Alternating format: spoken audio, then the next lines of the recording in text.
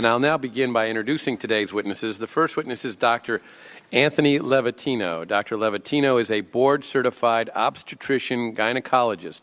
Over the course of his career, Dr. Levatino has practiced obstetrics and gynecology in both private and university settings, including as an associate professor of OB/GYN at the Albany Medical College. And Dr. Levatino, we'll begin with you. Welcome. Thank you, Chairman and members of the committee. I only have 5 minutes, so I'm going to get right to it. Second trimester D&E abortions performed between roughly 14 and 24 weeks of gestation. Your patient today is 17 years old. She's 22 weeks pregnant. Her baby is the length of your hand plus a couple of inches. And she's been feeling her baby kick for the last several weeks, but she's asleep on an operating room table. You walk into that operating room scrubbed and gowned, and after removing laminaria, you introduce a suction catheter into the uterus. This is a 14 French suction catheter. If she were 12 weeks pregnant or less, basically the width of your hand or smaller, you could basically do the entire procedure with this. But babies this big don't fit through catheters this size. After suctioning the amniotic fluid out from around the baby, you introduce an instrument called a Sofer clamp. It's about 13 inches long. It's made of stainless steel. The business end of this clamp is about 2.5 inches long and 1/2 inch wide. There are rows of sharp teeth. This is a grasping instrument, and when it gets a hold of something, it does not let go. A D&E procedure is a blind abortion, so picture yourself introducing this and grabbing anything you can blindly and pull, and I do mean hard, and out pops a leg about that big, which you put down on the table next to you. Reach in again, pull out an arm about the same length, which you put down on the table next to you. And use this instrument again and again to tear out the spine, the intestines, the heart and lungs. Head on the baby that size is about the size of a large plum. Can't see it, but you pretty good idea you've got it if you've got your instrument around something and your fingers are spread about as far as they go. You know you did it right if you crush down on the instrument and white material runs out of the cervix. That was the baby's brains. Then you could pull out skull pieces.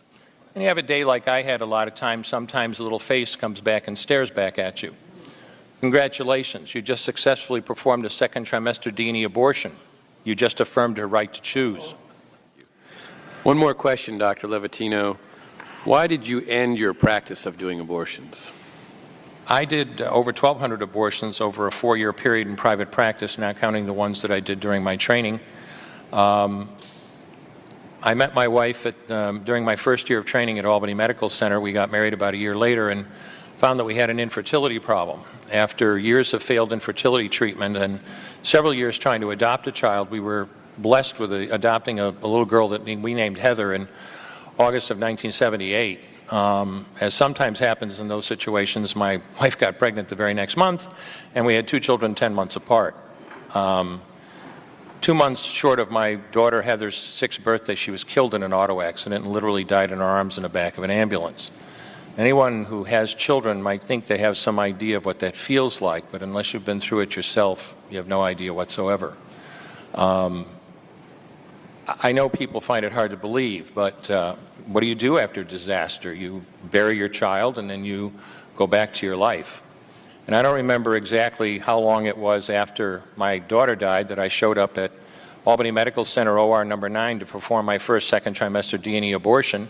I wasn't thinking of it as anything special. This was routine to me. But I reached in, literally pulled out an arm or leg and got sick. You know, earlier on I described stacking up body parts on the side of the table. It's not to, gross people out, to use a simple term. When you do an abortion, you need to keep inventory. You have to make sure you get 2 arms and 2 legs and all the pieces. If you don't, your patient's going to come back infected, bleeding, or dead. So I soldiered on and finished that abortion. And I know it sounds, as I said, hard for people to believe, but I'm telling you straight up my experience. You know, after over 1,200 abortions, first and second trimester up to 24 weeks and all the rest of it, and being very dedicated to it, for the first time in my life I really looked. I really looked at that pile of body parts on the side of the table. And I didn't see her wonderful right to choose, and I didn't see all the money I just made. All I could see was somebody's son or daughter. And I stopped doing late-term abortions after that, and several months later stopped doing all abortions. There's still a question. Thank you.